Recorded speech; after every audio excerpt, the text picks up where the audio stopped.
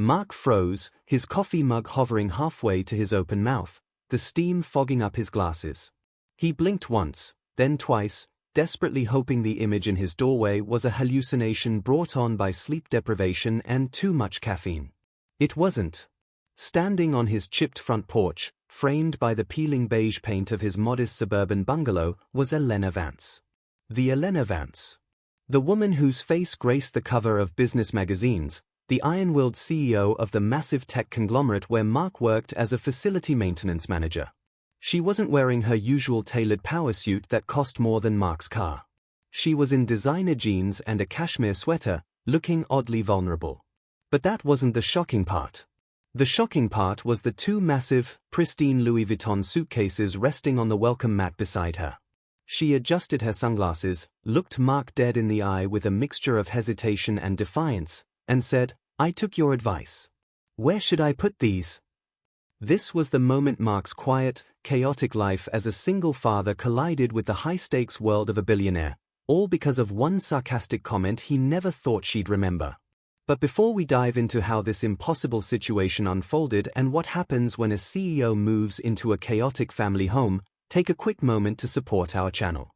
If you love stories about unexpected twists and finding connection in the strangest places, please hit that like button, leave a comment down below, and subscribe to Kindness Valley for more heartwarming tales. Your support helps us bring these stories to life. To understand how a billionaire ended up on a handyman's porch, we have to go back exactly 24 hours. Mark had been called up to the executive suite to fix a malfunctioning thermostat in Elena's private office. It was late, past 8 in the evening, and the sprawling glass building was mostly empty. When Mark entered, he expected the office to be empty too, but he found Elena sitting on the floor behind her massive mahogany desk, her head in her hands. She looked exhausted, stripped of her usual terrifying armor. She wasn't the ice queen the employees whispered about in the break room, she just looked like a person who was incredibly lonely. Mark tried to work quietly, but his tool belt clanked against the metal ladder, making Elena jump. Instead of scolding him, she struck up a conversation. She asked him about his day, and for the first time in years, Mark felt like someone up there actually listened. He talked about his two kids, Leo and Sophie, and the absolute circus that was his morning routine. He spoke about the chaos of making pancakes while finding lost shoes, the noise, the mess, and the laughter. Elena had listened with a sad smile. She looked around her pristine, cold office that overlooked the city lights and sighed. "I go home to a 6-bedroom penthouse," she whispered, swirling the ice in her Scotch glass. "It's quiet. It's perfect. And I hate it. I haven't heard laughter in my home in 10 years. Sometimes, I think I'd trade this empire for just a little bit of that noise you're complaining about." That was when Mark said it. It was just a throwaway line, a joke to lighten the heavy atmosphere. He chuckled as he packed up his drill and said, "Well, if you ever get tired of the silence, you could just move in with us. The guest room is full of boxes and it smells like maple syrup, but you'll never be lonely. We have dinosaur nuggets for dinner every Tuesday." They had both laughed. He left, clocked out, and went home to his kids, forgetting the conversation by the time he pulled into his driveway. He never in a million years thought she was listening. But now, staring at her on his porch, he realized she had been listening to every word. You're serious?" Mark stammered, stepping aside as she wheeled the suitcases into his narrow hallway. The wheels clicked loudly on the hardwood floor, a sound that seemed to signal the end of his normal life.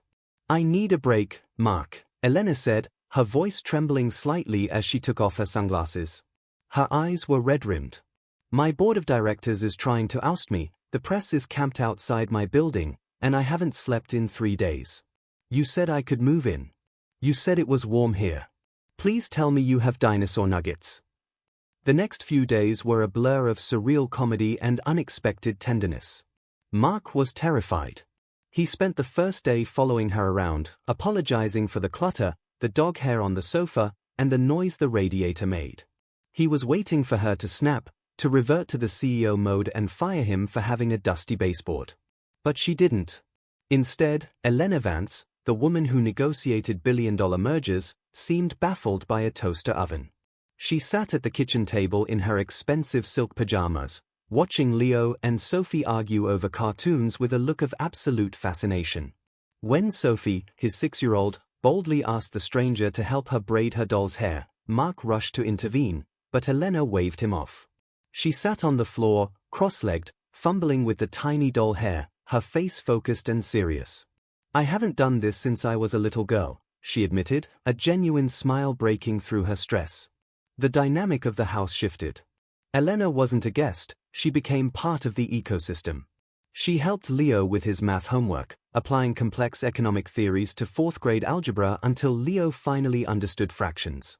She ate the dinosaur nuggets with ketchup, declaring them a culinary masterpiece.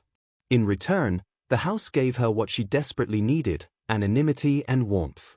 No one here cared about her stock prices. They cared if she could pass the butter or help find a missing sneaker. One evening, Mark found her washing dishes at the sink, her hands deep in soapy water. He leaned against the doorframe, watching her. "You know," he said softly, "the press is gone from your building. I checked. You can go back to your penthouse anytime." Elena froze, a plate dripping in her hand. She turned to look at him, and the vulnerability was back. "I know," she said quietly. "But I don't want to. I have a chef, a maid, and a driver, Mark. But when I come home, no one asks me how my day was. Here, Sophie asks me what my favorite color is 3 times a day. You make me coffee before I even ask. I have money, Mark, but I think you're the one who's actually rich." The tension that had been building between them, not as employee and boss, but as a man and a woman, finally broke. Mark walked over and took the plate from her hand, setting it down on the counter. "You don't have to leave," he said, his voice rough with emotion. "The joke, it doesn't have to be a joke anymore." It wasn't smooth sailing immediately. They had to figure out how to bridge their two worlds. There were awkward conversations about boundaries, fears about his job, and the reality of her public life.